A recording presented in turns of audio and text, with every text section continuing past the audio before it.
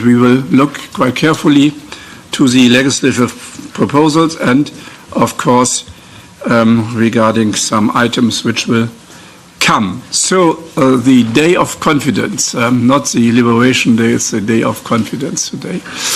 So Sabine Weyand, thanks a lot to be here to explain to us a little bit the position of the EU Commission and how it is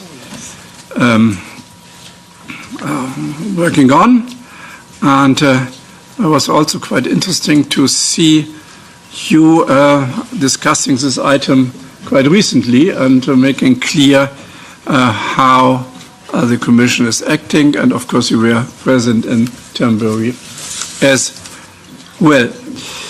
So on Chair's announcement and the agenda, we will not make it so formally today. It's clear that this is web streamed. So welcome from Lüneburg to Lisbon, from Cork to Constanza, and I'm sure, ladies and gentlemen, that perhaps we have today also some listeners and viewers from the other side of the Atlantic. Might be. So welcome. So we have the translation as usual, and this means speak in a moderate way. So, Sabine and Matthias Jürgens, by the way, welcome as well, the acting director for America's Agriculture and Food Safety and DG Trade. We are also involved in the so-called negotiations. I guess it was not really a negotiation process we were faced with in the past. We got the last briefing in the interim meeting from the 14th to the 15th July, and now, after the 3 steps I mentioned, we are meeting again. And I give you now the floor to explain a little bit the deal, so-called deal, the joint statement, and the legislative proposals. Thank you very much, Mr. Chairman, dear Bernd. Thank you very much, honourable members, for having come in big numbers to this meeting, and I'm very happy to have this first opportunity for an exchange after the Commission has presented the legislative proposals on the implementation of the tariff element of the joint statement. But let me start with basics, because I think it's good to keep in mind what we are talking about here. We are talking here about the biggest trade and investment relationship in the world. In 2024, EU-U.S. trade surpassed 1.7 trillion euros. In other words, over 4 billion euros of goods and services cross the Atlantic every single day. The US is our most important trading partner and also our most important partner in many other fields. And in the current climate that we are facing, this is something we also need to keep in mind. But remember the figures, because I will come back to those at the end. Commissioner Šefčovič has regularly debriefed you on the latest developments in EU-US trade relations, both in this committee and in the plenary. He was in INTA in January and March. He addressed the plenary in February, May and July. But indeed, it is true that the joint statement appeared during August, and that is for many in the institutions a moment when they are not in the office and when the institutions are not sitting. So that is why we had to wait till today to do this meeting. But I'm very happy to be able to now have these discussions.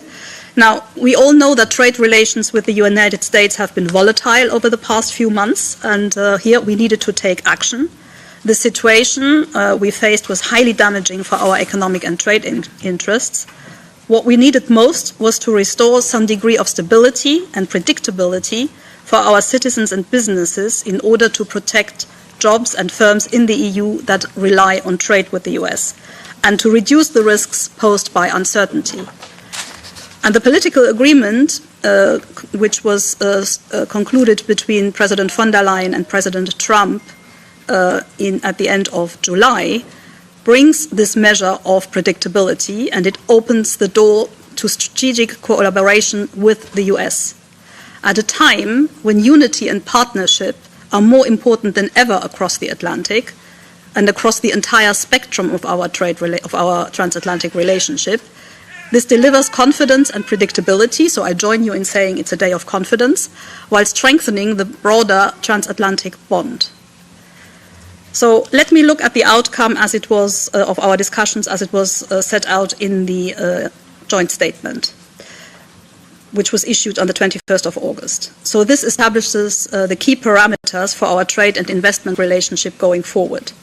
The joint statement sets out a series of actions by both sides to lower tariffs on transatlantic trade.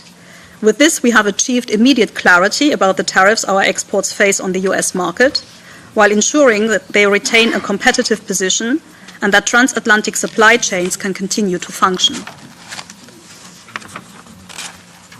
So what are the key elements of this joint statement? The first is a 15% all-inclusive tariff ceiling for the EU, and unlike for other US trading partners, this 15% tariff rate includes existing MFN rates, most favored nation rates. So there are no additional tariffs that will apply for products which are already subject to MFN tariffs that are equal to or above 15%, what we call no stacking. And that distinguishes the agreement we have from the one that other countries have, where whatever reciprocal tariff rate they were given comes on top of the MFN duty rate. So I think this is important to keep in mind. To give you an example, take cheese, of which we export quite a lot to the US. Most cheeses have an MFN rate of 14.9%. We have a reciprocal tariff rate with no stacking, all inclusive of 15%. Others will pay the 14.9% on top of whatever reciprocal rate they have. So even the ones who have the lowest reciprocal rate of 10% will pay 24.9% on their cheese exports. So this tariff business the details matter. So we really need to look at what precisely we are talking about here. Second point, there will be significant exemptions to the 15% tariff ceiling for a number of EU products. For instance, what the US calls unavailable natural resources, including cork, all aircraft and aircraft parts, generic pharmaceuticals and their ingredients, and chemical precursors. We also secured a commitment that the US will consider other sectors and products that are important for our economies and value chains for inclusion in the list of products for which only the MFN tariffs would apply on EU exports. This is, of course, the issue of further discussions with the US. Then there is a reduction that is announced from 27.5% to a 15% all-inclusive tariff on cars, which is a very important export product for the EU. And this reduction will be applied retroactively on the first of the month during which the Commission presents the legislative proposals for the implementation of the tariff part of the joint statement. So that means 1st of August. Now, in the likely case of future tariffs on pharmaceuticals, semiconductors and lumber, which are products which are subject to 232 tariffs, we also secured that EU exports in those sectors will be included in the 15% tariff ceiling. The US has committed to ensure this once the results of the corresponding Section 232 investigations are concluded. And you've all followed announcements that pointed in the direction of rather high tariffs to be applied in these sectors. So I think it is important that we secure this clarity as well. Recognizing our shared challenge and the benefits of joint action, the EU and the US intend to collaborate to shield our economies from overcapacity in the steel and aluminium sectors. This will also include work to establish TRQs by the US for EU exports of steel and aluminium and to ensure security of supply in these critical industries. On our side, the EU agreed to remove tariffs on all US industrial goods and expand market access for certain US seafood and certain non-sensitive agricultural products. At the same time, throughout this process, the Commission has defended EU sensitivities. We have not put forward tariff concessions for goods that are sensitive to our businesses, citizens, and farmers. And I think this is important to keep in mind as well. We also made it clear that we are not compromising on our regulatory autonomy. Our rules and our ability to legislate in the public interests remain unaffected. whether it is about rules for food, health or safety standards, or digital protections our citizens rely on and expect from us. So let me summarize in 4 points why I think this agreement deserves your support, and these legislative proposals deserve your support. In any negotiation, you need to look at what is the alternative. Now, we would all wish that the alternative was to trade on MFN duties, as used to be the case in the past. But that is no longer an option with the US. The US has walked away from MFN and has no intention to walk back to that. In fact, the Trump administration is comfortable with tariffs and is comfortable with increasing tariffs. They have a position on tariffs which is not ours. The President has said it many times, Commissioner Šefčovič has said it many times, tariffs are taxes.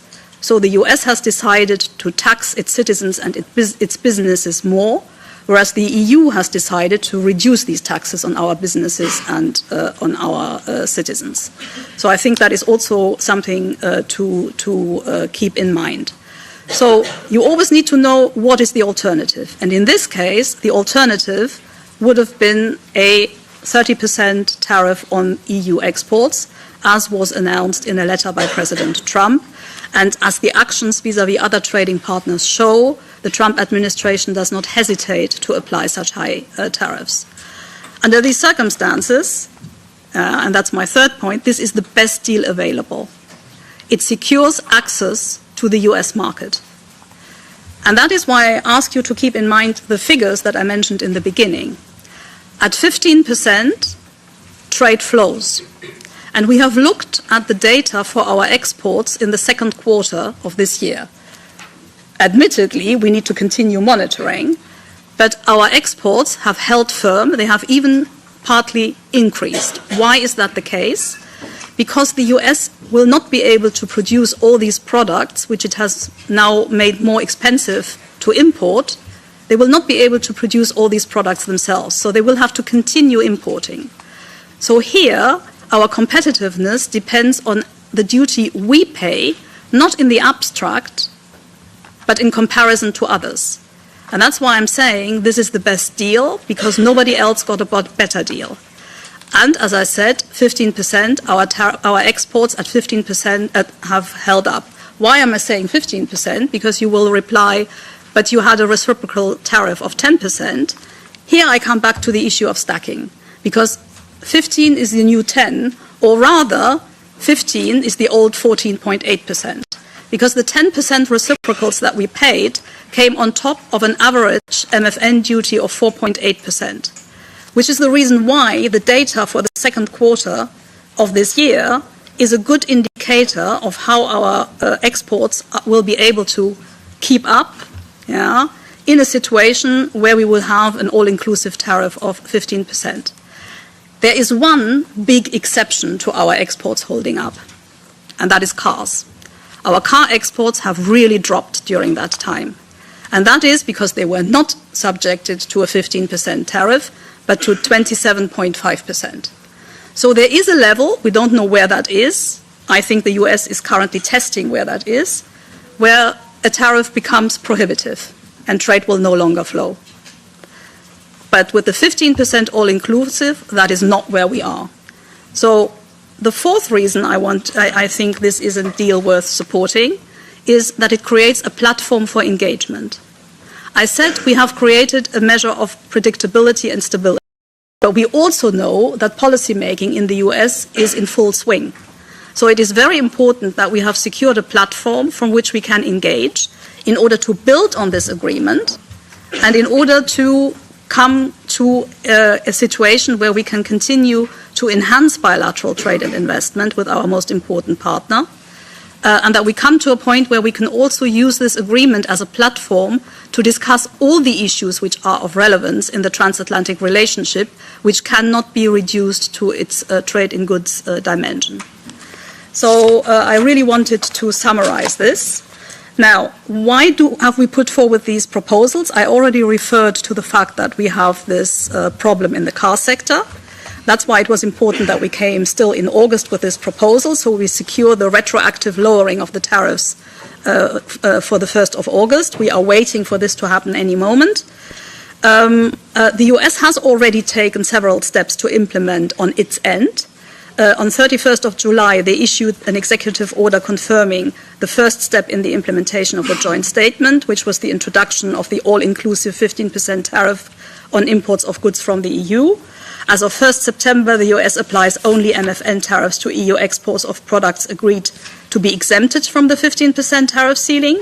So here the tariffs are the old MFN tariffs, which are either zero or close to zero.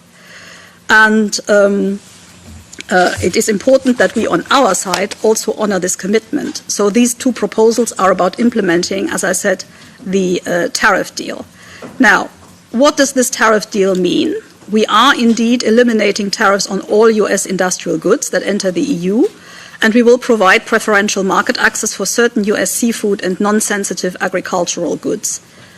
For products such as tree nuts, dairy products, fresh and processed fruit and vegetables, processed foods, planting seeds, soybean oil, pork and bison meat. So you do not find in this list any of the sensitive products that we often talk about in trade policy. The second legislative proposal on your table is the one that extends the tariff-free treatment on an MFN basis for imports of lobsters, and which has now also been expanded to include processed lobster.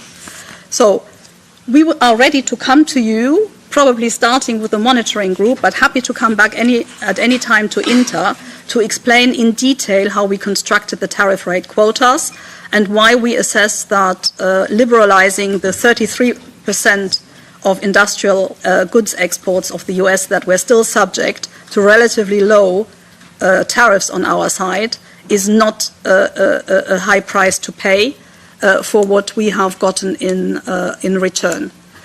So I think this is something to keep in mind. You said Confidence Day. It's the beginning of a process. We are at the start. This joint statement is also the beginning of a process of engagement with the US.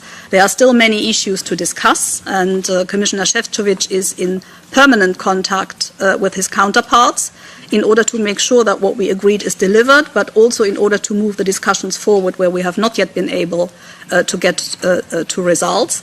And of course, this is also the beginning of the legislative process here in the European Parliament and of the parliamentary discussions, and we are at your disposal to answer any questions, react to any comments you may have. And I will stop here, and I'm looking forward to the discussion. Thank you. Thanks a lot, Sabine. And now we have the normal procedure, starting with the standing rapporteur, and then the shadow rapporteurs, and then the political groups, and then everybody can request for the floor.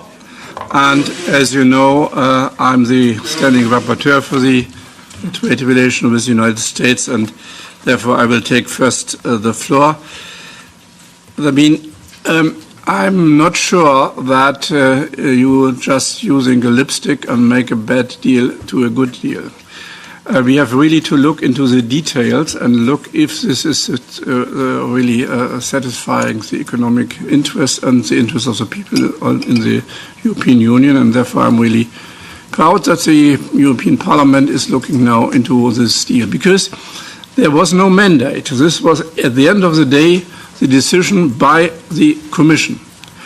And also from a, let's say, symbolic view, there were some talks. I would not call it negotiation, because negotiation is we have a mandate, we have meetings in Brussels and in Washington. How often Latnik and Greer were here and negotiate here with the officials? I think the impression is that we got pressure from the United States and we have to accept this.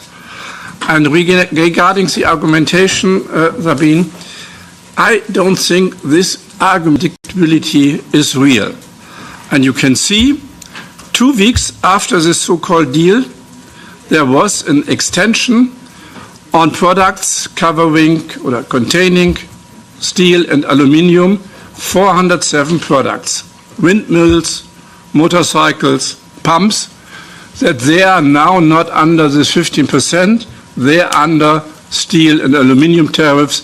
This means for the pump industry around about 50%, and they will really have no chance to be on the market, and they have to take over the bureaucratic burden and make clear to the customs authority in the United States how many steel and aluminium are in their products. So this is not stability and predictability. And on Monday last week, we saw a post on two social, this is a new communication unit of the U.S. government, I guess, where we saw that countries having digital tax, having DMA, DSA, are under threat to get additional tariffs and export restriction for semiconductors. Also, that is not my understanding of security and predictability. So I guess this is really not valid. I guess the main argument is that we are really in a security partnership with the United States, and the United States made pressure specifically regarding Ukraine to accept this unbalanced deal.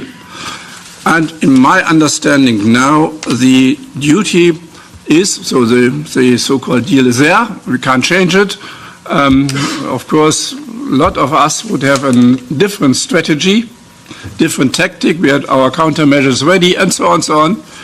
By the way, during the negotiations, so-called negotiations, they increased the tariffs on steel from 25% to 50%. I guess it's not a nice behavior.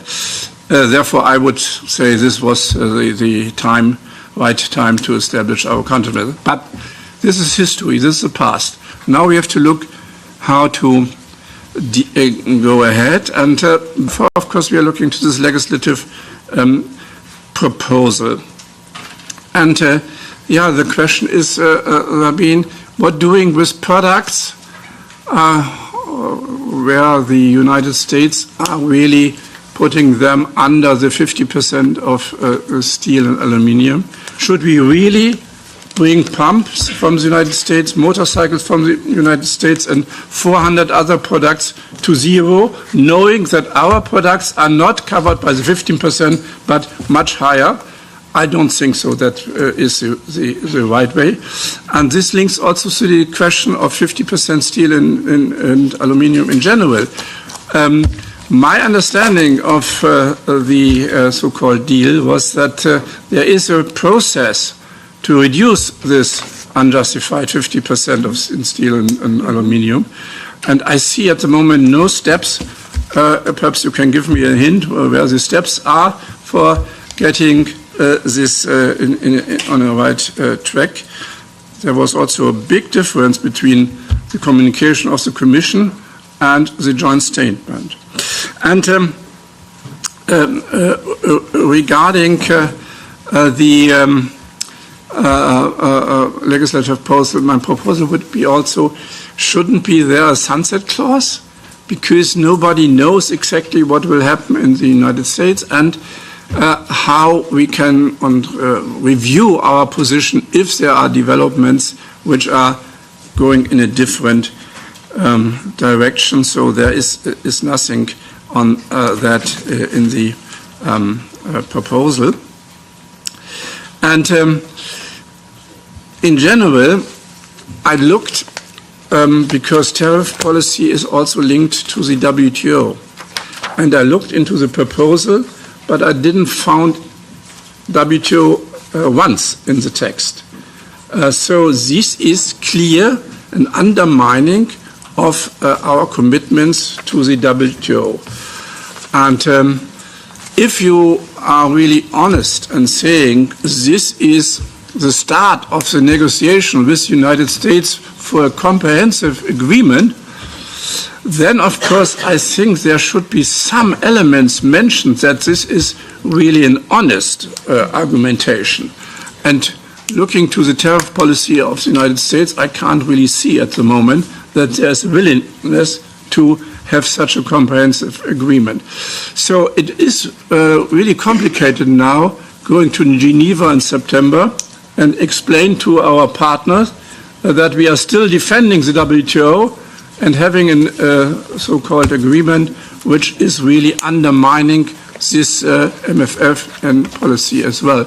And therefore, I think that this has to be clarified, that indeed there should be some mechanism to make clear that we are not totally outside the WTO system. Otherwise, we will have a problem with a lot of partners. By the way, this is also valid for the agriculture sector. Of course, I would really interested in a technical meeting to hear exactly why 500,000 ton nuts and why on meat and so on, because this is of course also valid for export from third countries to the European Union and their market share. So this global order is tackled by this, and this is my last point. 2 weeks after the so-called deal, the USTR of the United States, Mr. Greer, published an article saying this so-called deal from Tilbury is the beginning of a new world order of trade. And he said, yeah, this is a mystery of history that the trade order is always built in a hotel. The Bretton Woods order was built in a hotel, and the new order was also built in a hotel owned by Mr. Trump. No, this didn't he said. But is this really acceptable by the European Commission, saying that the European Commission in this article is accepting the argumentation that we treated the United States unfair, and there was also some quotes from European representatives during this meeting, and now we have really a new order where the WTO is not existing anymore, and the protective instruments to bring nations in a better situation is the solution of this agreement. So what is really the bigger context of this agreement? Is this really the cornerstone for a new area of global trade?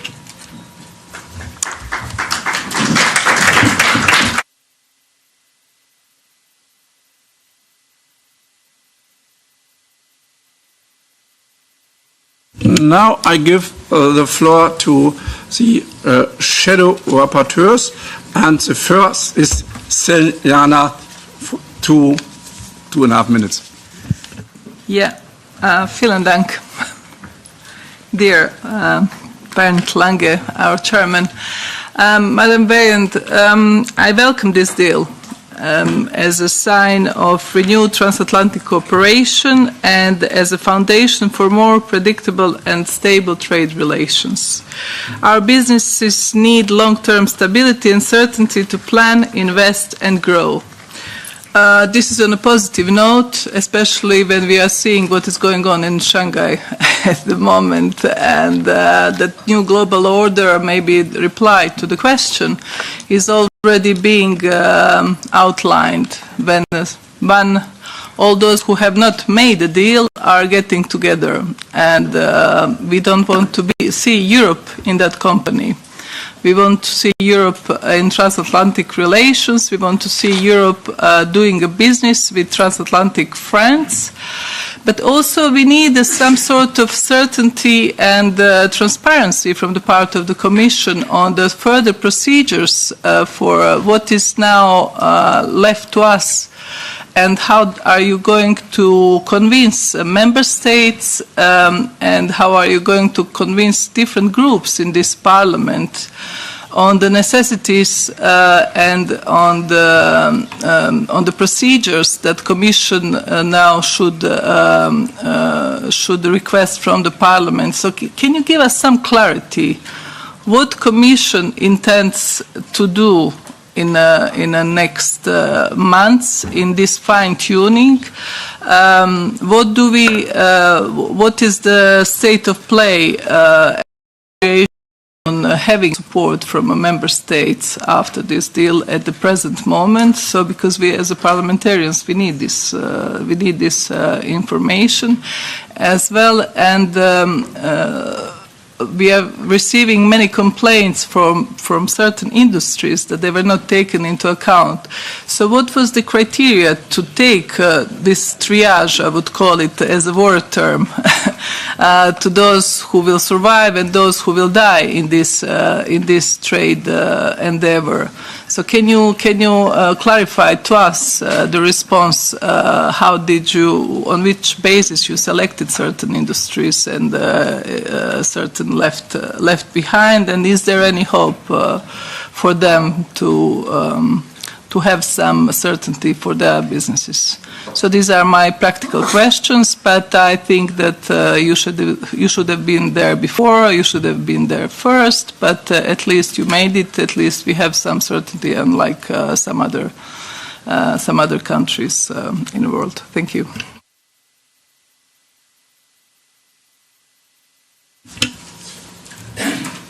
Merci, Monsieur le Président. La vérité, c'est que the truth is that the Americans will end up being hated by everyone, even by their most unconditional allies. It's by listening to you that this sentence from 1963, spoken by General de Gaulle, came to my mind. In the Deutsche Zeitung, recently, you honestly said that to speak about this summer between America and Europe, you couldn't talk about true negotiations, and that President Trump simply dictated the conditions. The trade relationship between the EU and America have never been this unequal. From the 1st of August, we have risen to a 15% import tax for most of the imports, and that's many times higher than before, especially for automobile pieces. The tariffs have been applied, have gone up to can be up to 15% if we accept to lower our own duty costs towards American imports. The spirits traders are already living a catastrophe. In 2019, I remembered the declaration on the future of Europe after Brexit, which was spoken by the 27 heads of member states, saying that together we are stronger, but in front of the United States we are weak, and we've accepted everything done to us. The Brits have been able to get a 10% price as opposed to the 15% that we did. These international duties are not a fairy tale. We are now paying very much for our reliance on the United States, and the Commission has meticulously built this reliance over the past 30 years. Whenever it could, it kneecapped the sovereignty of the member states, and now we see the consequences. Thank you.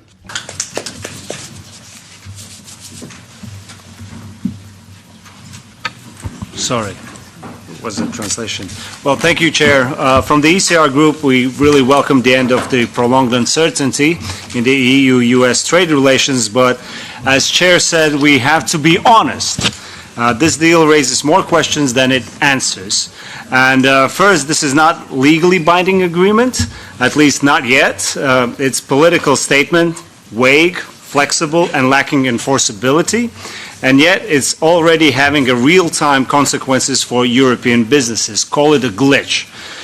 For example, some member states' postal parcel services are suspending deliveries to the US due to regulatory gray zones. Companies across Europe are navigating uncertainty. That alone should not be acceptable at all. So from the ECR perspective, two things are essential. First, legal clarity. The Commission must provide a detailed public legal framework outlining how this deal functions and what resources businesses have. We cannot build strategic autonomy on legal ambiguity. Right now, it's ambiguity-driven. It's not legal certainty. Second, accountability and transparency. Parliament must not be reduced to a bystander. So the question is, what role will play in shaping the implementation? What is the timeline for reviewing the deal? And there must be a formal review clause with a binding deadline, be it even until the end of the current U.S. administration. It cannot be stated like as it flows, because seeing what's happening, again, throwing in 2 months' time another new tariffs, then we experience these legendary 2 weeks time after time, and there's an uncertainty again in the air. So what is the clear framework for these tariffs to be introduced? But yes, we do support strong transatlantic partnership. In the side of what is finalizing the deal legal framework, we should already engage really pushing for genuine free trade zone in the transatlantic. I don't know, it was all the time off? Sorry, I didn't push anything. Great, thank you. Thanks a lot. Karin. Thank you, Chair, and thank you, Sabine, for your introduction. It's time to be clear at this point. We have an agreement on the table, but it is not the deal we wanted. We need to draw a red line for what we can accept when it comes to transatlantic relationships. So, how can we ensure that enough is enough, and that the agreement with the United States actually delivers on what it was intended to do, namely to contribute to greater stability?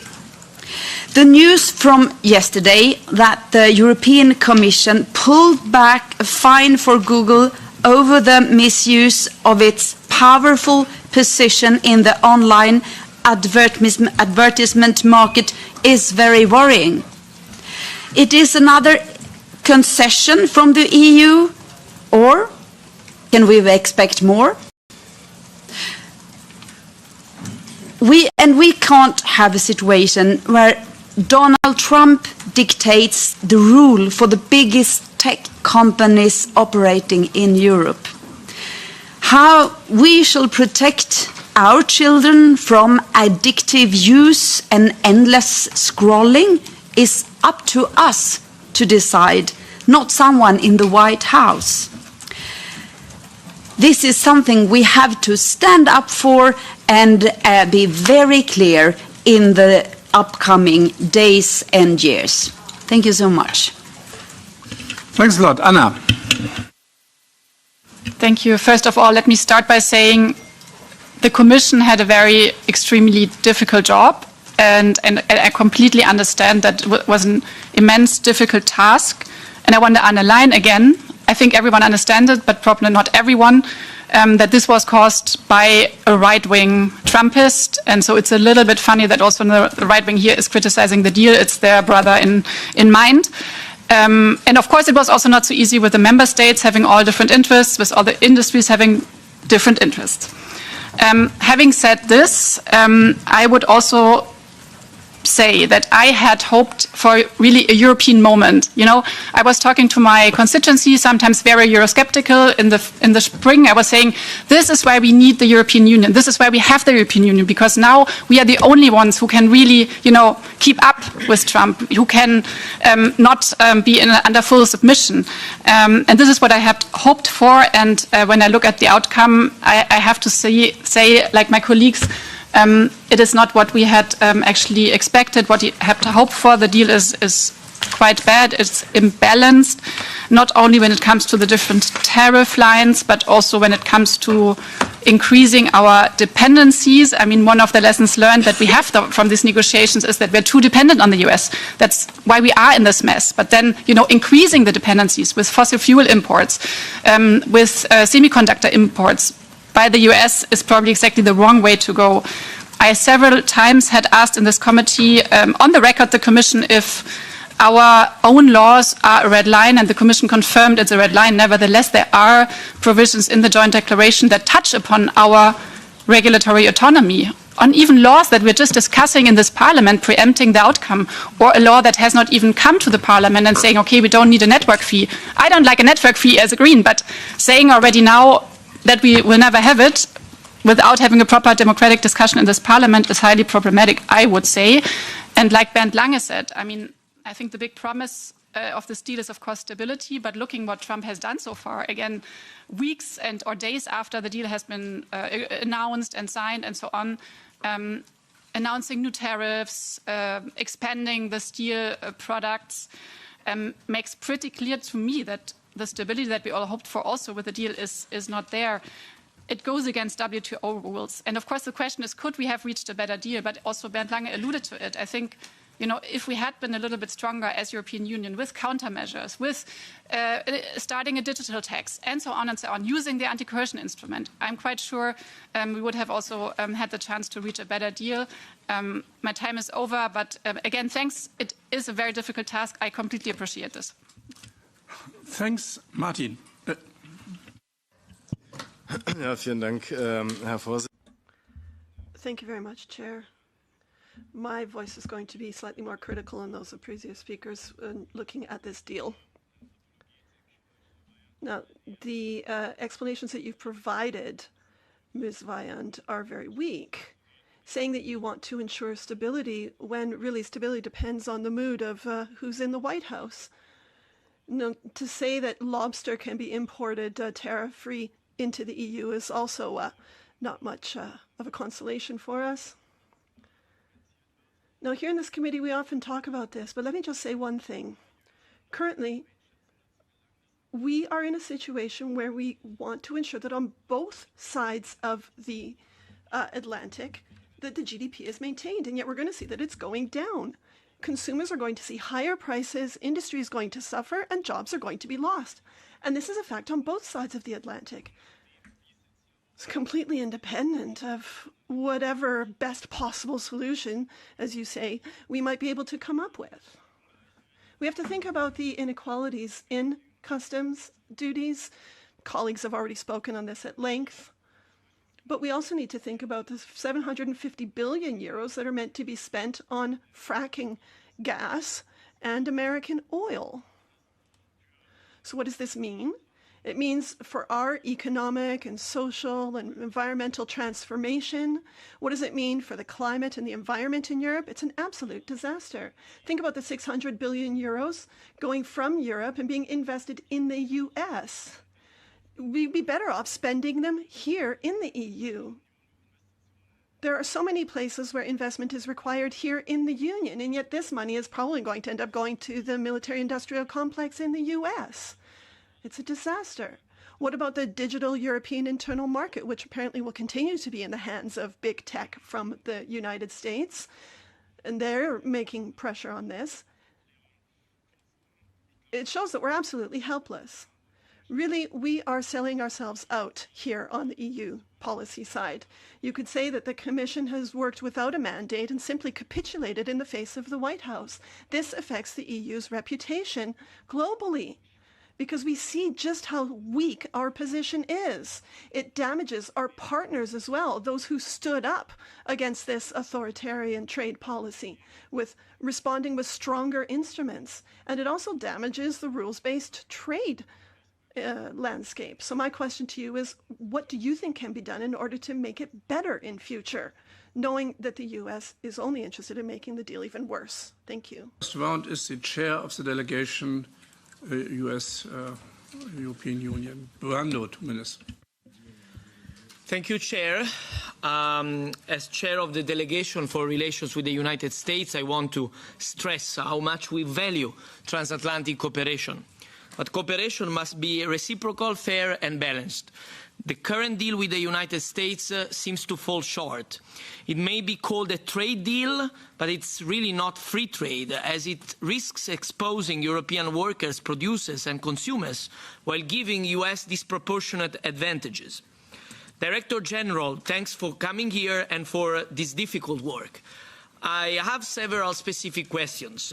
On cars and car parts, can you provide precise information on when the US will effectively cut tariffs? You said very soon, but can we have a clear time frame? Since the agreement has retroactive effect, when will be the reimbursement of the tariffs collected since 1st of August? Because this is the foundation of the deal. If we see a delay of this, it's a blatant violation. Then the sunset clause issue. Why did the Commission not include a sunset clause? This would be the bare minimum to safeguard the WTO rules and prevent locking ourselves into an unbalanced arrangement indefinitely. Are you willing to support such kind of clauses? On steel, wouldn't it be wiser to maintain leverage rather than immediately open our market to US steel? Without firm guarantees that the TRQ tariffs on EU steel will be reduced, we risk damaging our market with low-quality imports, putting our industry under pressure. The vague wording in the joint statement on global overcapacity is insufficient, making the introduction of new EU safeguards very urgent. And the impact on revenue. Do we have data on the revenue lost for the EU and member states from eliminating tariffs on the wide list of US products? Transparency is essential to judge the proportionality of these concessions, especially as the US uses these revenues to boost its federal budget. So the Parliament will scrutinise this agreement carefully. This came already clear from the interventions of the colleagues. We want strong transatlantic ties, but we will not accept a framework that undermines reciprocity, balance and fairness. And so we will do our part in the legislative work. Thank you very much. Thanks a lot. So now, Sabine, I will give you the floor for 10 minutes exact. Huh? So normally I'm a little bit more generous, but we have a lot of additional requests for the floor. And I'm closing now the speakers list. Otherwise, we will have no chance. We have the shadows, the political groups, and I guess 10 requests for the floor. 10 minutes. Thank you very much. You're a hard taskmaster. I think listening to this debate, I have the impression that you want to give us the responsibility for the US tariff policy. No, I mean, I understand your complaints about the US tariff policy. We are not responsible for this tariff policy. And I've said in my introduction that this is not where we are. We think tariffs are taxes on citizens and on businesses, and introducing tariffs is a bad thing. The point is, confronted with a Trump administration that is determined to use tariffs as an instrument to pursue various policy objectives, confronted with that, the question for us is how do we best defend EU interests in this respect? And that is what we have tried to do. And I would argue we have succeeded. And it depends on the yardstick. I understand all those who say if we compare 15% to 2.3%, yeah, of course that is not a good development. But that is not a development that is in the hands of the EU. That's what I meant. What is in our hands is to see how can we react to that and how can we limit the impact on the EU. And here, before you fall into the mindset that some of you quoted, that the EU has not defended the EU interests here, that is simply not true. And that is why I was saying there is no one, not a single country, that got a deal that is comparable to ours. Not a single one. And I think this is important to keep in mind because this was only possible because we were able to negotiate on behalf of 450 million people in 27 member states. And that explains why, relatively seen, we are better off than others. And in trade policy and in market access, it is all about relative market access. Of course, we have pushed 0 for 0 from the beginning. But that was not possible because that is not where this administration is trade policy-wise. So at some stage, you also have to decide not to bang your head against a wall, expecting the wall to move, but you have to see how can you lower the wall, reduce it, climb over it, etc. And this work is not over with this deal. That's why I'm saying there is an inbuilt agenda here. There are things that are formulated as intentions on both sides that need to be filled with life. That is, for instance, the case on steel and aluminium. Yeah. That is also the case on a number of products that we are pushing to have exempted from the reciprocal tariffs, where we want the US to go back to 0 or close to 0, because that was the MFN rate before. We are pushing to have this treatment for wines, spirits, for beers. We are pushing a lot of other products. What the joint statement captures is what the US was willing to accept at this stage. But they know that we will be coming back, and that is why it's so important that with this joint statement we have created a platform. Now, let me also be clear, this is not a legally binding agreement. And that brings me to the process questions. And that is also why this is not your standard trade negotiation. Because we were not in a situation where we had a mandate, where we organized, the negotiation over years, in rounds, etc. Because I go back to the fact that the most important thing was to defend the interests of the European Union, and that required us to be fast. Procedures are there to serve a purpose, and sometimes you have to take the political decision to go for a joint statement, which does not bind the European Parliament or the Member States at this stage, despite all the transparency we try to ensure. But it is clear this is not a legally binding agreement, and a lot of the implementation we have to discuss. For the moment, both sides are implementing parts of this joint statement through autonomous instruments. The US through executive orders. We do this through proper legislation involving the European Parliament and the Council, as it should be. We are still discussing with the US how we go about other parts of the joint statement. We will keep you informed when we have more clarity about that, what that would entail. And of course, if ever there was to be an international agreement, that would have to follow the proper steps that we are used to in this context. But that is not where we currently are. And I think several of you referred, and Ms. Cavazzini, but also others, referred to the fact that there was strong pressure on the Commission from Member States and from industries, by the way, sometimes the same, who now complain that the deal is not good enough, and that we should rather have taken countermeasures. Well, when the discussion was going on about that, that was not the position they took. So there was an enormous amount of pressure to come to a negotiated outcome. By the way, I followed a discussion Commissioner Šefčovič had with the plenary. The pressure there was also to come to an agreement. Yeah, so this idea, now it's impossible to prove a counterfactual. So to all of you who say, wouldn't you have gotten a better deal if you had taken countermeasures? Well, let's look at what has happened across the world, and we've done that, and we've been in contact with all our trading partners and all other trading partners hit by US tariffs.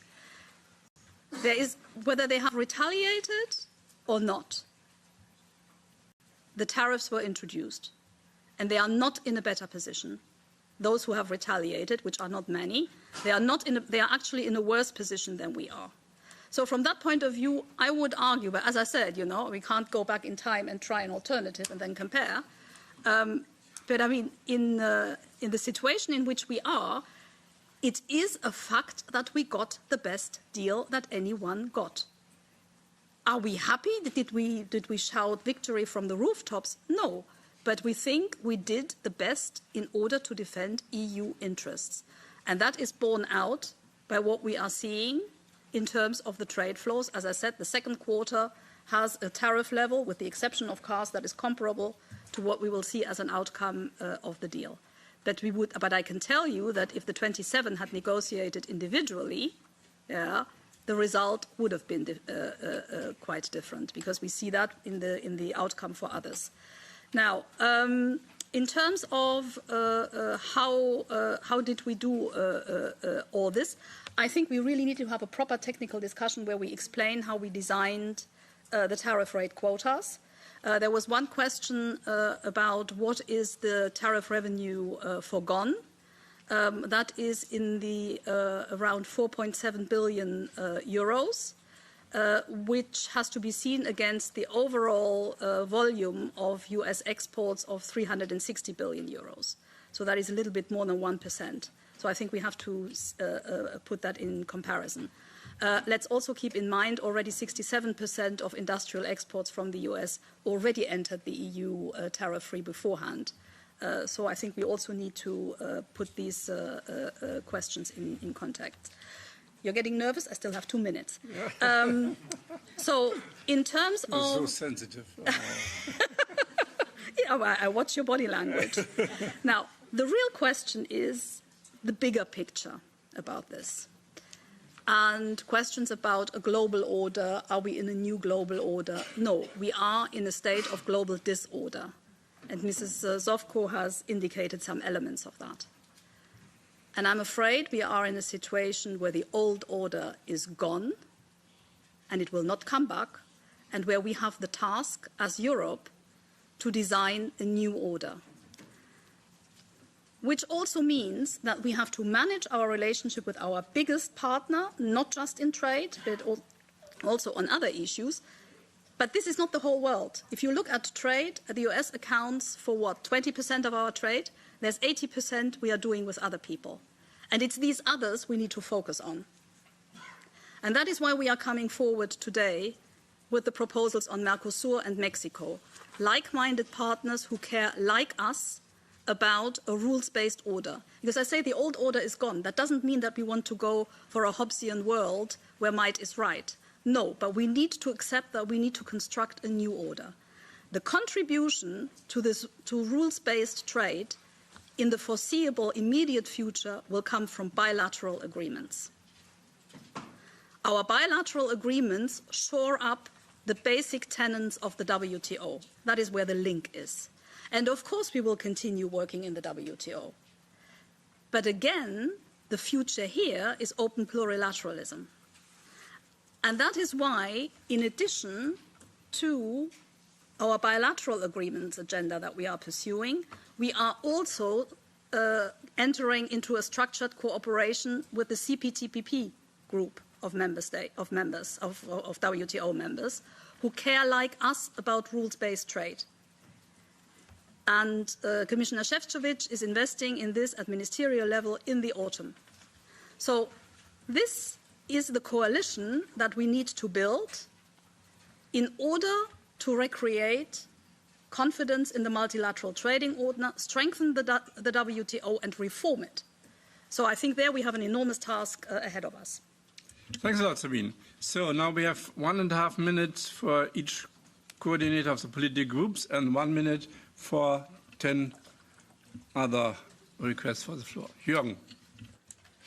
Thank you, Chairman, and thank you, Ms. Weyand, for being here and defending this deal. I understand it's not really easy to defend it.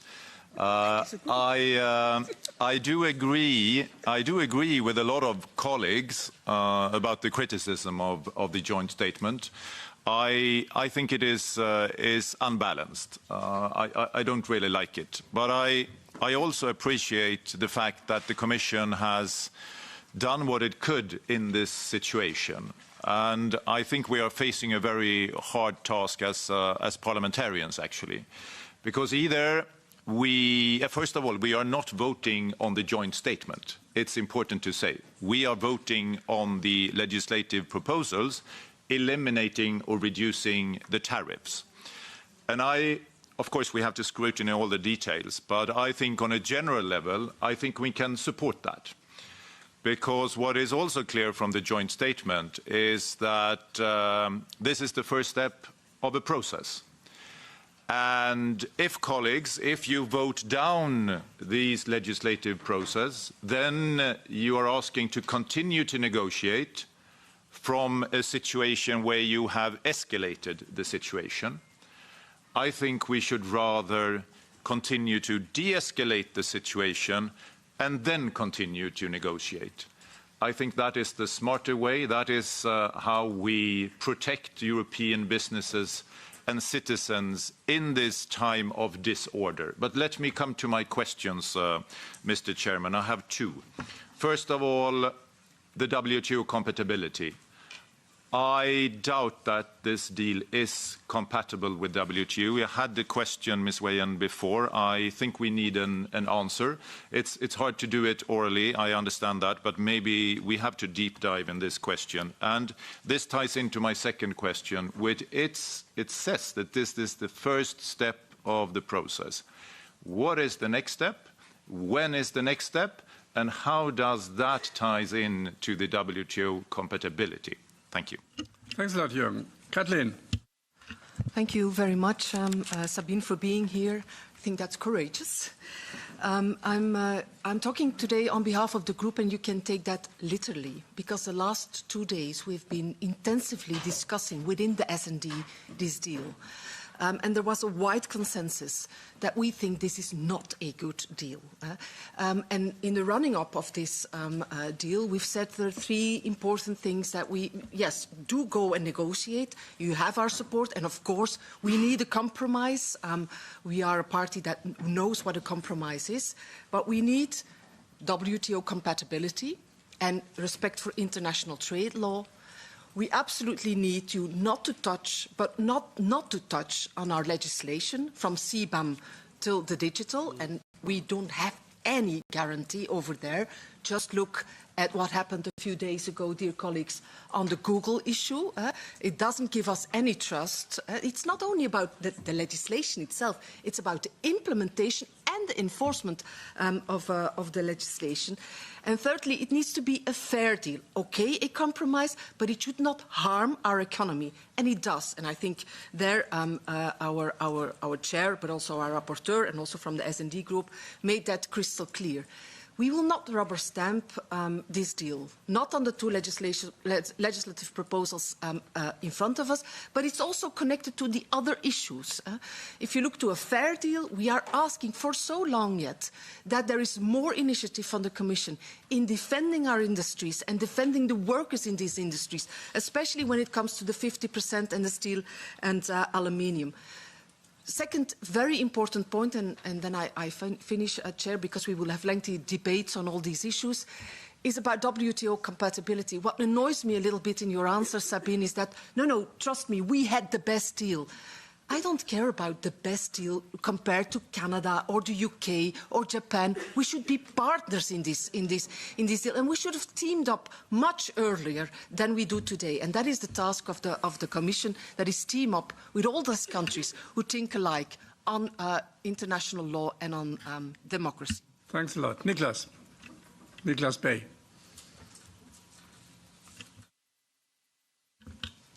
Oui, merci, Monsieur le Président. Got Nico. How could this happen? Nico, please. Thank you, Mr. Chairman. Madam Director General, thanks for being here. And I have always very much appreciated your extremely professional work. And even from your presentation, your devotion to the cause of Europe is crystal clear. So I don't have any problem with that.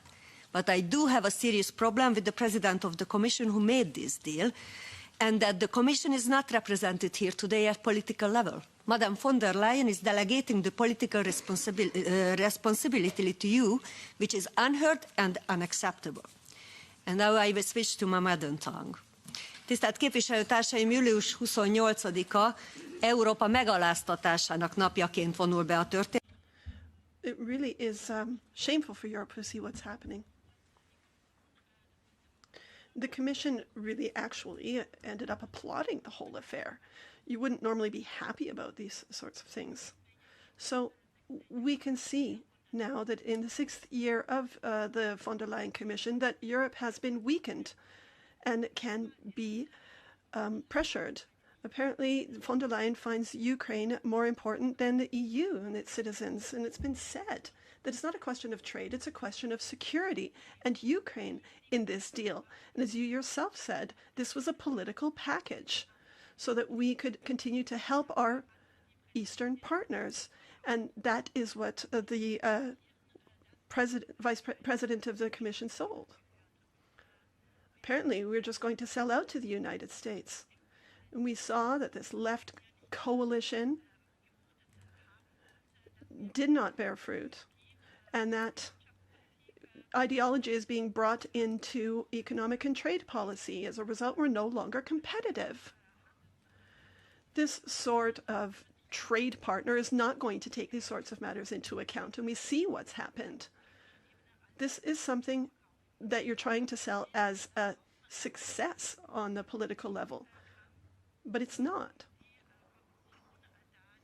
So what about the LNG purchases that the Commission has not had a mandate for? What can be done there? And what about the compensation the Commission will have to pay to the industries that are losing out? For instance, the European wine sector. Thank you. Oui, merci, Monsieur le Président. Thank you very much, Chair. Well, we all know that this EU-U.S. trade deal took place in a very complex situation. Trump with all of his threats, and of course with the difficult negotiations. But I must say I'm still shocked by the degree of naivete and immaturity that's been shown by the European Commission here, with Trump's threats that were not being taken seriously. The U.S. position was not taken for what it was in these negotiations. At the end of the day, we simply just saw it being rushed into in the last days of July to try and avoid the 30% blanket tariff rates being adopted in order to get the 15%. And that is a key part of our trade policy. But this is all needs to be considered in a broader context, that of the EU's behavior, where the idea here would seem to be that we absolutely have to break down tariff barriers. And you see today that free competition, which is something that we subscribe to by principle, when it's completely deregulated, it creates unfair competition. Of course, systematic free trade is not necessarily a good thing. Now, you yourself said it, ma'am, that the U.S. administration did not have the same position as us on the tariff levels. You're absolutely right. They also don't have the same views as us on standards. You look at the U.S. farmers and industry and sectors and think about the Green Deal that we are subject to that they aren't. This leads to a distortion of competition. We have to think about our big competitors globally. They're trying to reduce standards in order to become competitive and then introduce tariffs where necessary. And we're doing the exact opposite. So this rushed agreement with Mercosur, for instance, we're sacrificing farmers and entire industries, for instance, in German industry. And also these mirror clauses. We know that they're not going to be respected when you see that inspections are going to be only at a level of 0.01% of everything entering the EU. So to conclude, it's very imbalanced, this deal. So much so that Trump has actually perfectly understood that he could do this and that there was no democratic basis for what von der Leyen did in Scotland at the end of July. Thank you. Marie-Pierre. Merci, Monsieur le Président. Thank you, Chair, Director General. And I can understand your situation and the sensitive position in which you find yourself, and yet we're having these very schizophrenic debates here. At the end of the day, those of us who should have voted in favor of this agreement are those who are asking for the same policies as Trump at a European level. So a protectionist policy, a policy that it hinders bilateral agreements. Those are the ones who should be voting in favor of this deal, not us. Those of us who defend a fair framework, a free trade framework, which is based on rules that are respected by all. But of course, in the negotiations, you didn't have all the cards in your hand, or the possibility to put into place instruments that we had created as co-legislators, such as the economic instrument, which was created in order to avoid this sort of blackmail. Because this constant blackmail that we're facing, you yourself said it, ma'am, nostalgia is not a strategy. Well, I tend to say that hope is not a strategy either. And there will be consequences of this. We need to be able to respond. I listened to what you said, but truly, the instrument on economic action would have dealt with this. That's what it was built for. And we know that there are partners that do respect the rules-based system internationally. We are jeopardizing our credibility by signing up to this. We'll have to see what this means. We need to be credible not just in our own domestic market, but also with our partners internationally. So please make use of the European Parliament. We know how many difficulties you're going to face in the Council. Thank you. Saskia. Merci beaucoup. Oui, effectivement, Madame Weyand. Thank you. Yes, ma'am, you have a very difficult task ahead of us to come to us and defend a deal which you yourself are considered to the result of a non-negotiation. Now, over the discussions here, I thought that I would hear from you what was not in the deal that would have allowed us to say yes to it and say, oh, well, it is a balanced and fair deal, but actually it's hard to believe. If you look at the tariff rates, 0% for the U.S., 15% for the EU, but you're telling us if we'd activated this instrument, which my colleague was just talking about, if we'd done that, well, we've adopted them, let's use them. If we'd adopted a tax on American services, on digital services, what would we have gotten then in response from the U.S.? This is what I'm hearing from you, but honestly, I don't hear it. I don't understand what you're presenting to us as a fair and balanced deal where you've got these asymmetric levels applied, but on top of that, you're allowing Trump to question what we consider to be necessary here in the EU. How? Why did you include that in the deal? You're asking European business to invest 600 billion euros in the EU-U.S., while the Draghi report and the European Commission have said that we need to invest hundreds of millions of euros into our EU in order to ensure the green transition. So where is the balance in this deal? Now, you try and justify this transactional unilateral approach on the part of Trump. He's not going to stop. He's already come with new demands with our digital landscape already. I mean, where's it all going to end? The negotiations are going to continue. Where will it stop? We're just getting more and more demands from Trump. And then you think about the Commission's definition of strategic autonomy, but we're actually becoming more and more dependent on gas, oil, and nuclear power from the U.S. Thank you. Merci beaucoup. Thank you. Marina. Merci, Monsieur le Président. En effet, Thank you. Yes, these are desperate times. The EU has never signed such an unfair deal. This is an agreement which plays the EU for fools and really has us bowing down before the U.S. Now, the Commission says that it wants to strengthen our energy capacities, but then it requires the EU to buy 750 billion euros of U.S. oil. It says it wants to strengthen our defense industry, and yet it signs an agreement requiring us to buy American arms. The Commission says that it wants to redirect investments for European industries, and then it gives up with 600 billion to the U.S. So I think we've understood this. The deal is not a deal. And the consequence of all of this is, well, it is the consequence of 30 years of free trade, which led us to this deadly dependence on trade with the EU. Well, this is the deal. We're going to see more protectionism, less solidarity. We see also we need something that favors EU development. We talked about taxing big tech. We talked about targeting and taxing IP rights from the US. There are things that could be done. There are options. We really cannot just depend on the rest of the world for our survival, although it seems it will come to that. Now, what we're being presented with here by the Commission is that we need to vote on the agreement as a whole, but those of us who are opposed to the legislative proposal on the customs duties are in a tough spot because there are different political views on this. So, of course, we want to protect the EU from the US, and so we will have to reject this legislation. Thank you. As for the floor, and of course we would give Sabine also some minutes for answering, and I agreed with her that we are going 10 minutes past 4, so that everybody can be on the list and we get some answers. So this means, of course, 1 minute sharp. And Javier is the first. Gracias, presidente. Voy a ser muy breve. Thank you, Chair. I can be brief because I agree with what our coordinator has said. Thank you to Ms. Weyand for her comments. Taking away 3 messages. First, we need to look at the details. And as you say often in Germany, the devil is in the detail. Second, this is the start of the process. We'll have to see what comes next. And third, and what I'm mostly concerned about is a change in the world order. What does this mean? Does this mean we're completely abandoning multilateralism and now it's the law of the jungle where might is right? Is that the direction we're going in? Because if that's the case, what are we going to do in the WTO? And what are we going to do with all of the other agreements that we're currently negotiating, like with India? Another issue or concern I have has to do with the time frame. Quite apart from the U.S. domestic policy, but there are checks and balances as far as I know. And as far as I know, the customs duties are being brought to the courts, and also the U.S. Congress will have its word to say. So I wonder if we say that we're going to sign this and we're going to do this, but they're not actually ready on their side, then what happens?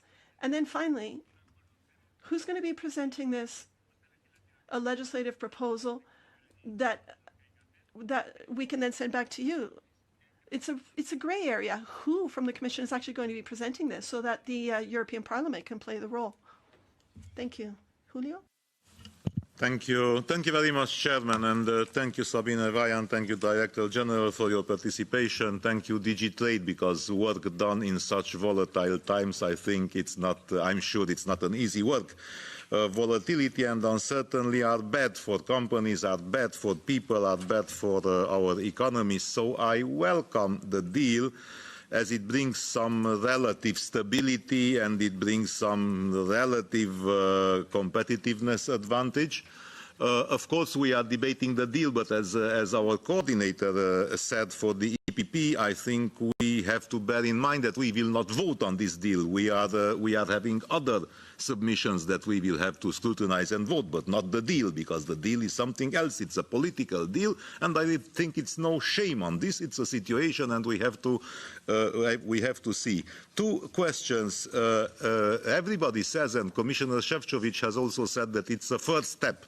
But then, do you see, or do you have any elements? It's a first step of an upwards process or of a downwards process? I mean, from the EU point of view, certainly. If you have some elements. And second question, it was put by many colleagues. WTO compatibility, what revision clause or sunset clause that will bring us closer to eventually to some semblance of WTO compatibility? Thank you very much. Thank you very much, Chair. Thank you, Ms. Weyand, for being here.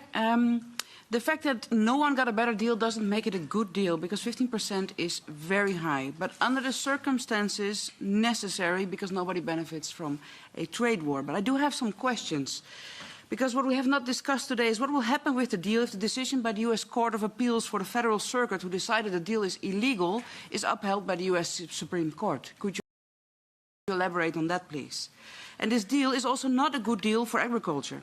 You said dairy products and pork are not sensitive products. It does not concern you that we risk to get resistant bacteria from US pork and that we get hormone milk for our children into our food chain. This does not only lead to health concerns, but is also a very unfair competition for our food producers. Could you at least elaborate on the impact assessment that was done of increased access for agricultural products from the US to the EU, and how our farmers will be compensated for this unequal playing field? Thank you.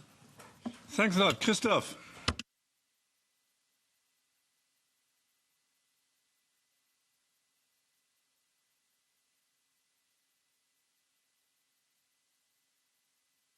Toxique de cet accord. I must say I was really taken aback, Director General, by what you said in your comments, in one point in particular. You said that it was the American taxpayers who were going to end up paying the price. But you seem to forget one key point here, that the increase in the customs duties are going to be accompanied by a reduction in federal taxes. Just to remind you of that. Now, the language used, I think, recalls for us the negative aspects of this agreement. I have got a question for you, which I think is important. Why did we eliminate the customs duties on American industrial products? I just have a hard time understanding that. Thank you. A lot, Benoit. Oui, Madame, je suis désolé. Thank you. Sorry, but when you say that Europe isn't responsible for the U.S. trade policy, well, I would actually beg to differ. I don't think it is, because we're so dependent and we can no longer negotiate with those for with weapons in times of war. For instance, when you say about the Americans that Europeans and Americans will work together in order to eliminate non-tariff barriers that affect trade in food and agricultural products, in particular by simplifying phytosanitary certificates for agricultural products. Are we meant to understand that to mean that the EU is willing to accept that non-respect of our standards for food imports coming from the US? Thank you. And afterwards, Lucas. Nina. Thank you, Chair. As discussed many times, the EU-US trading relationship is the world's largest and most economically significant. It is vital for jobs and growth and investment, and without a deal we would be in a far worse position, and I want to thank the Commission for securing this. That said, some details remain limited. While the baseline tariff is 15%, the US committed last month to zero or near zero tariffs on certain strategic sectors, aircraft and air carefully to the legislative proposals and, of course, regarding some items which will come. So the day of confidence, not the Liberation Day, it's the day of confidence today. So Sabine Weyand, thanks a lot to be here to explain to us a little bit the position of the EU Commission and how it is working on. And it was also quite interesting to see you discussing this item quite recently and making clear how the Commission is acting. And of course, you were present in Tambury as well. So on Chair's announcement and the agenda, we will not make it so formally today. It's clear that this is web streamed. So welcome from Lüneburg to Lisbon, from Cork to Constanza, and I'm sure, ladies and gentlemen, that perhaps we have today also some listeners and viewers from the other side of the Atlantic. Might be. So welcome. So we have the translation as usual, and this means speak in a moderate way. So, Sabine and Matthias Jürgens, by the way, welcome as well, the Acting Director for America's Agriculture and Food Safety and DG Trade. We are also involved in the so-called negotiations. I guess it was not really a negotiation process we were faced with in the past. We got the last briefing in the interim meeting from the 14th to the 15th July, and now, after the 3 steps I mentioned, we are meeting again. And I give you now the floor to explain a little bit the deal, so-called deal, the joint statement, and the legislative proposals. Thank you very much, Mr. Chairman. Dear Bernd, thank you very much, honourable members, for having come in big numbers to this meeting, and I'm very happy to have this first opportunity for an exchange after the Commission has presented the legislative proposals on the implementation of the tariff element of the joint statement. But let me start with basics, because I think it's good to keep in mind what we are talking about here. We are talking here about the biggest trade and investment relationship in the world. In 2024, EU-U.S. trade surpassed 1.7 trillion euros. In other words, over 4 billion euros of goods and services cross the Atlantic every single day. The US is our most important trading partner and also our most important partner in many other fields. And in the current climate that we are facing, this is something we also need to keep in mind. But remember the figures, because I will come back to those at the end. Commissioner Šefčovič has regularly debriefed you on the latest developments in EU-US trade relations, both in this committee and in the plenary. He was in INTA in January and March. He addressed the plenary in February, May and July. But indeed, it is true that the joint statement appeared during August, and that is for many in the institutions a moment when they are not in the office and when the institutions are not sitting. So that is why we had to wait till today to do this meeting. But I'm very happy to be able to now have these discussions. Now, we all know that trade relations with the United States have been volatile over the past few months, and here we needed to take action. The situation we faced was highly damaging for our economic and trade interests. What we needed most was to restore some degree of stability and predictability for our citizens and businesses in order to protect jobs and firms in the EU that rely on trade with the US, and to reduce the risks posed by uncertainty. And the political agreement, which was concluded between President von der Leyen and President Trump at the end of July, brings this measure of predictability, and it opens the door to strategic collaboration with the US. At a time when unity and partnership are more important than ever across the Atlantic and across the entire spectrum of our transatlantic relationship, this delivers confidence and predictability, so I join you in saying it's a day of confidence, while strengthening the broader transatlantic bond.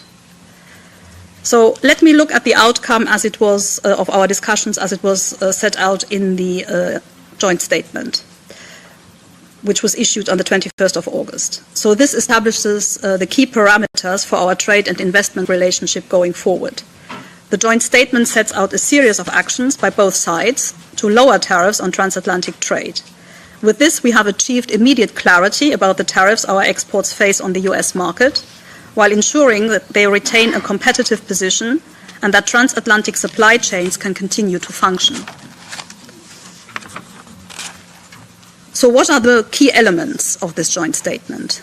The first is a 15% all-inclusive tariff ceiling for the EU, and unlike for other US trading partners, this 15% tariff rate includes existing MFN rates, most favored nation rates.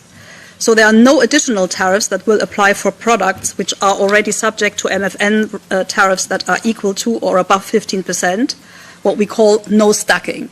And that distinguishes the agreement we have from the one that other countries have, where whatever reciprocal tariff rate they were given comes on top of the MFN duty rate. So I think this is important to keep in mind. To give you an example, take cheese, of which we export quite a lot to the US. Most cheeses have an MFN rate of 14.9%. We have a reciprocal tariff rate with no stacking, all inclusive of 15%. Others will pay the 14.9% on top of whatever reciprocal rate they have. So even the ones who have the lowest reciprocal rate of 10% will pay 24.9% on their cheese exports. So this tariff business the details matter. So we really need to look at what precisely we are talking about here. Second point, there will be significant exemptions to the 15% tariff ceiling for a number of EU products. For instance, what the US calls unavailable natural resources, including cork, all aircraft and aircraft parts, generic pharmaceuticals and their ingredients, and chemical precursors. We also secured a commitment that the US will consider other sectors and products that are important for our economies and value chains for inclusion in the list of products for which only the MFN tariffs would apply on EU exports. This is, of course, the issue of further discussions with the US.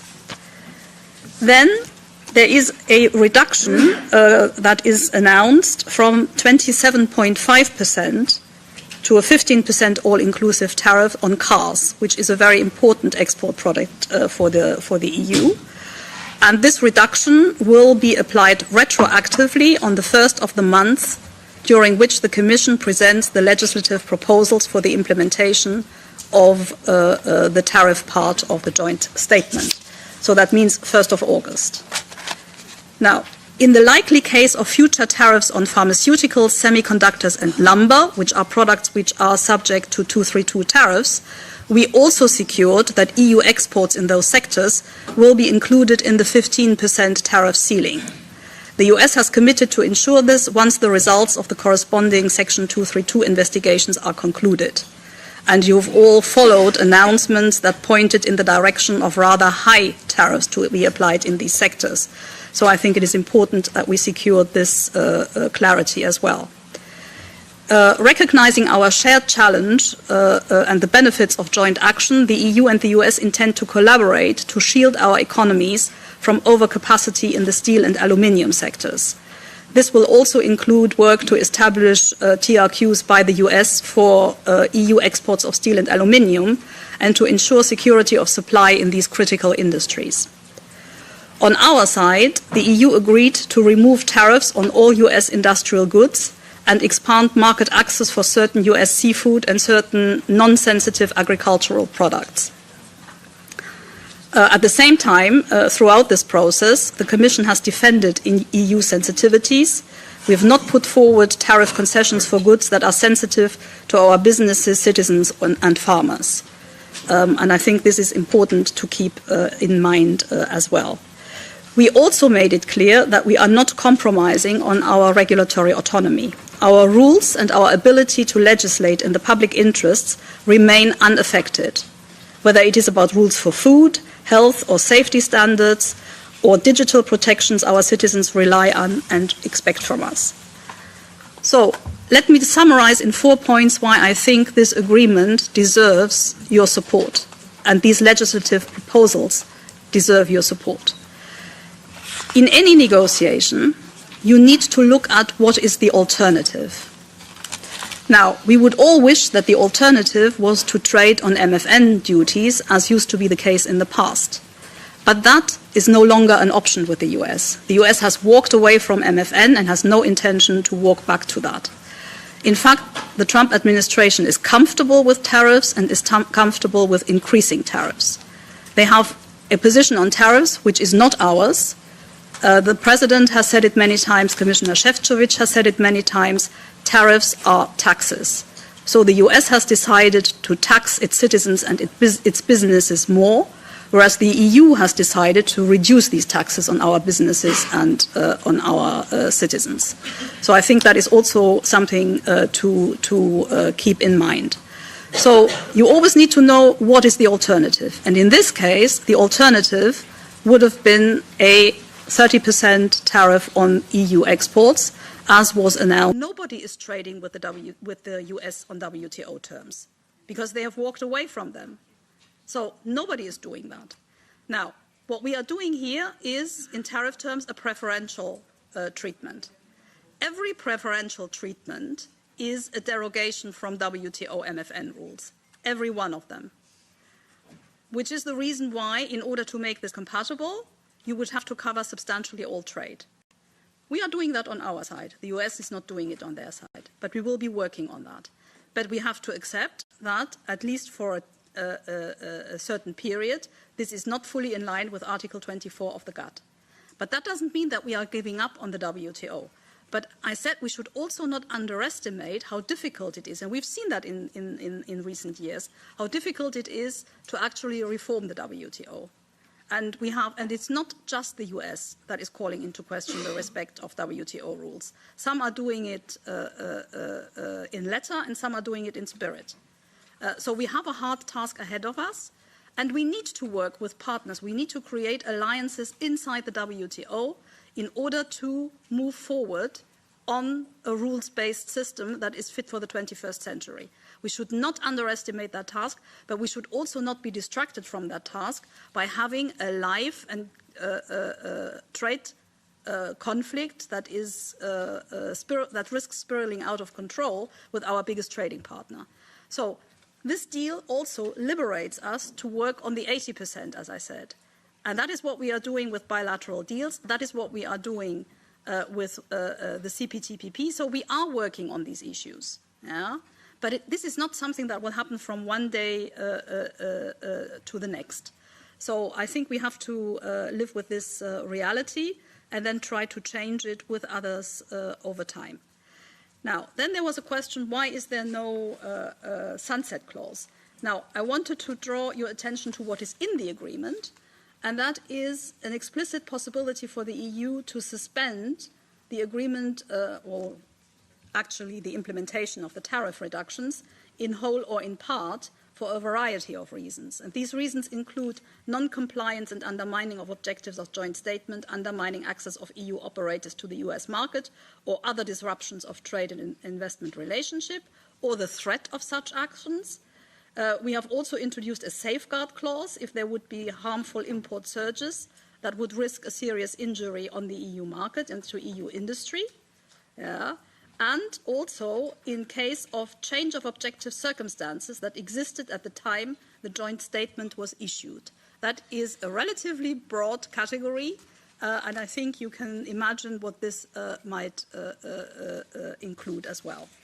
So I think we have catered for all, and we have signposted, because of course we could always suspend through a new legal act in any case. Here we are creating this possibility to do that easier in case the conditions of what we have agreed are not respected. But you know, this is something we can discuss in more detail. Now, the issue of our regulatory autonomy. we have not conceded anything on our regulatory autonomy. Our rules, our standard, our legislation are sacrosanct, and that has been said at each and every level.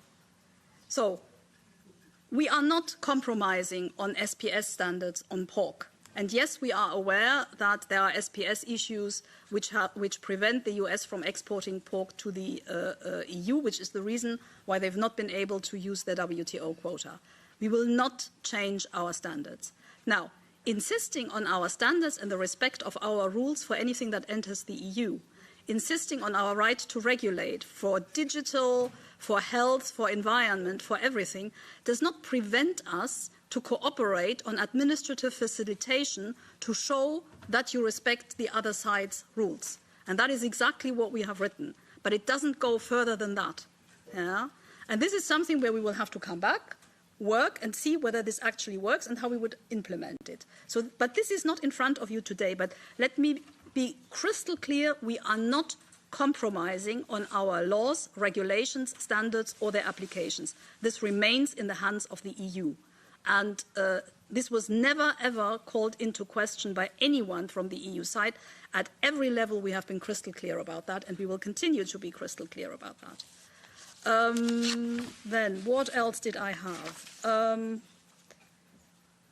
Yes, on the investments. These are not investments by an EU sovereign wealth fund. This is an aggregation of intentions to invest by EU companies. That is what it is. And we've spoken to companies and they've told us what they have in mind. And if you look at it, it is formulated in a rather prudent manner in exactly European companies are expected to invest an additional 600 billion, etc. Same for purchases of energy. And yes, we have an energy transition to manage, but what we are talking about is also things which we need at least as bridging to a future which will be greener and cleaner. So we are here, again, aggregating the demand and the expectation of what will be imported. So this is not a commitment by the EU or by the Commission because we don't have that money and we don't buy energy, nor do we make investments. And that has been respected.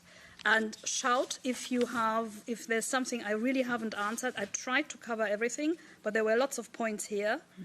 Yes, sorry, there's one point I still have to reply to. Several of you have said, but what happens if the US courts basically declare the reciprocal tariffs to be null and void, to be illegal? Well, we have some court rulings, but it is also clear that President Trump intends to bring this to the Supreme Court. So I will not make a prediction about what this would entail. I cannot speculate on where the Supreme Court will come down. What I can say, though, is if you look at it, you can see that part of the reciprocal tariffs, what would be declared illegal, or what has been declared illegal, is the IEEPA legal base. There are other legal bases available. So even a condemnation or a ruling by the Supreme Court that these tariffs, these reciprocal tariffs are illegal, does not automatically mean that they fall. And we also see that the US administration has increasingly used the 232, and they also intend to use 301 in the future. So this is not over. We need to continue to be very vigilant to see what is happening. We need to continue defending our EU interests in a situation where we are faced with policies which are not our choice and with which we disagree, but where we have to manage the fallout in the best interest of the EU. And for that, the Commission needs the support of this House. The politicians are not shying away from this discussion. You will have both Commissioner Šefčovič and President von der Leyen in the plenary next week, and there is a lot to discuss. And of course, to all those who say we need to learn the lesson, work on our autonomy, on our sovereignty, on our freedom, what the EU intends to do. This is what the issue that is at stake on what we do on the internal market. This is what we need to do looking at our tech sovereignty. So we have a lot of work ahead of us in the trade field, but also beyond. But the solution is not Europe folding back on its own, closing in on its own. We need to remain open to the world. We need to work with partners, and we need to construct a new system that is fit for purpose. Thank you. Thanks a lot, Sabine Weyand, for joining us. And I guess indeed it's a day of confidence that we are working in a democratic way on the best solution for the European development and the citizens. Last point I have to say, there is an opinion from the Intercommittee to the AFET Committee on the EU-U.S. relations, and we will extend the deadline for the 11th of September, 11 o'clock, so that we can put in the actual developments. Thanks a lot, and stay in contact. All the best for you.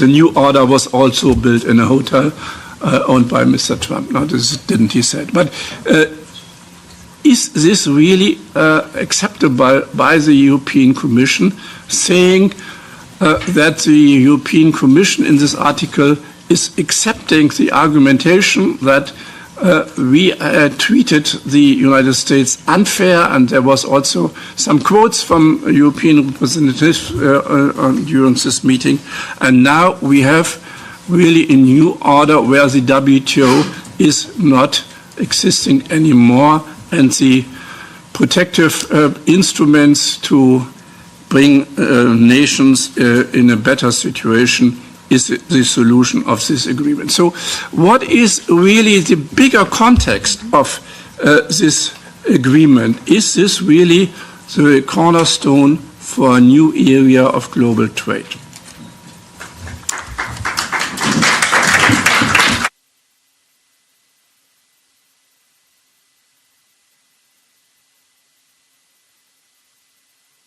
Now I give the floor to the shadow rapporteurs, and the first is Seljana, 2.5 minutes.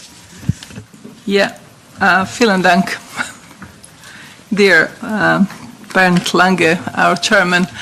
Madam Weyand, I welcome this deal as a sign of renewed transatlantic cooperation and as a foundation for more predictable and stable trade relations.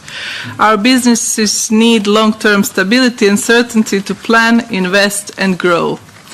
This is on a positive note, especially when we are seeing what is going on in Shanghai at the moment, and that new global order, maybe reply to the question, is already being outlined when all those who have not made a deal are getting together, and we don't want to see Europe in that company.